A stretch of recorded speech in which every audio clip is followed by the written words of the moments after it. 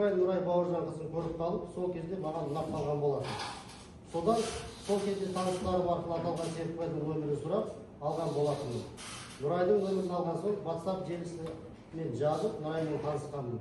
Содан 25 жыл 3 шілде күні танысымның тойы күні миллионер тойханасында тағы да жолықтырып, сол кезде жақын танысқан болатынмын. Содан кейін WhatsApp желісі арқылы сөйлесіп жүрдім. Арадан бір апта өткен кезде кездесуге шықты. Мен Нұрайдың үйінен Шымкент қаласы Төлеметов көшесінің бойында көпқабатты үйлер жақтан алып кетіп, ресторанға барып жолығып қайтқанмын. Осыдан кейін WhatsApp желісі арқылы сөйлесіп жүріп, жиі жолығып жүрдік. 31 тамыз 2025 жылы Нұрай Алматы қаласында өзінің оқуына кеткен болатын. Ал біз бір ай сайын жолығып тұрамыз деп келіскен болатынбыз.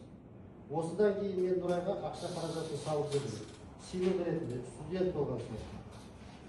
Содан мен Нұрайға үйленетінімді айтып жүрген болатынмын. 29 қыркүйек 25 жылы Астана қаласына барып, Нұрайға гүл беріп сөз салғанмын.